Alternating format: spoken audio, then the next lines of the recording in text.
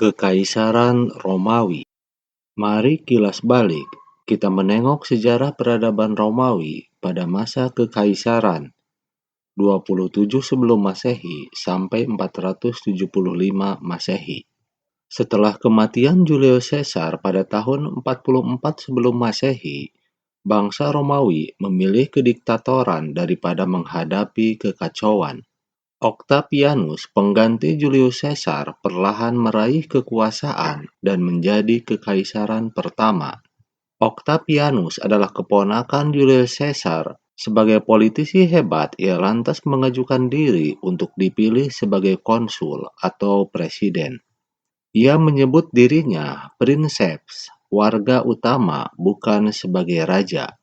Ketika ia berganti nama menjadi Augustus yang menerapkan, Octavianus lantas menyusun kembali pemerintahan dan kekaisaran.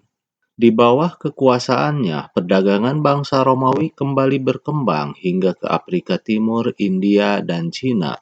Berbagai fasilitas dibangun seperti jalanan dan kota, sehingga membawa Romawi menjadi kekaisaran yang besar. Para kaisar Romawi.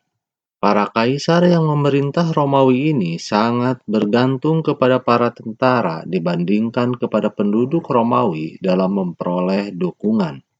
Para kaum patrisia tidak lagi memiliki pengaruh yang besar dalam kehidupan. Bahkan banyak di antaranya para patrisia ini berpindah ke pedesaan yang subur maupun pindah ke provinsi yang jauh. Pergantian para kaisar pada masa ini lebih banyak dilakukan dengan cara kaisar ini menunjuk para penggantinya. Beberapa yang tidak populer atau kontroversial digulingkan oleh pihak militer. Dalam setahun 68-69 sebelum Masehi terdapat 4 kaisar yang disingkirkan. Sejak tahun 100 Masehi, Roma diperintah oleh 4 kaisar yang kuat, yaitu Trajan, Hadrian, Antonius, dan Marcus Aurelius. Meskipun sebenarnya sebagian para kaisar ini bukan asli orang Romawi. Pada tahun 117 Masehi, kekaisaran berkembang terlalu besar, dan para prajurit Romawi tidak cukup lagi dibayar dengan barang jarahan, budak, dan tanah dari taklukan, sehingga beban Roma semakin besar. Tentara Romawi. Para prajurit Romawi ini banyak di antaranya yang masuk ke tentaraan untuk memperoleh jabatan, tanah, dan kekuasaan. Khususnya jika mereka bukan berasal asli orang Romawi. Hal ini berarti bahwa pada masa kekaisaran ini, para prajurit yang mendominasi kekaisaran dan wilayah jajahan menjadi pemilik tanah dan kelas penguasa. Romawi banyak menyewa bangsa barbar sebagai tentara bayaran. Para tentara Romawi ini bertempur sampai ke tempat-tempat yang sangat jauh seperti Skotlandia, Maroko, dan Arabia. Para tentara legiun Romawi ini dalam berperang terbagi menjadi beberapa bagian, di antaranya adalah centurion atau perwira yang membawa balista ketapel, legioner, prajurit, dan pembawa panji. Salah satu taktik yang dilakukan oleh para tentara Romawi ini ketika menyerang adalah dengan membentuk formasi testudo atau kura-kura. Taktik testudo ini yaitu perisai pelindung disusun di atas badan para prajurit untuk membentuk formasi seperti kura-kura. Kemudian mereka bergerak perlahan di bawah serangan batu atau panah musuhnya.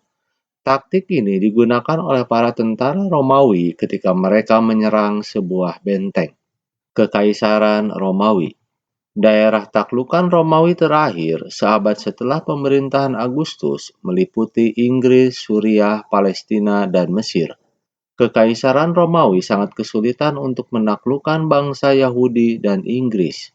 Sementara bangsa Partia sama sekali sangat sulit untuk dikalahkan. Namun, kebanyakan daerah yang sudah ditaklukkan oleh Kekaisaran Romawi dapat beradaptasi. Penduduk gaul Afrika Utara, Suriah, Inggris, dan Hongaria mengadopsi cara hidup dan menganggap diri sebagai bagian dari Romawi. Kekaisaran Romawi yang besar ini ternyata sangat sulit untuk dipersatukan. Kekaisaran Romawi ini dipersatukan oleh ikatan dagang. Berbeda dengan kekaisaran lainnya yang banyak disatukan oleh faktor ikatan keagamaan ataupun kesukuan.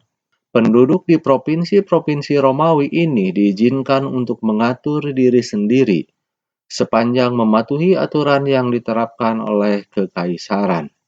Demikian kilas balik menengok masa lalu untuk menatap masa depan.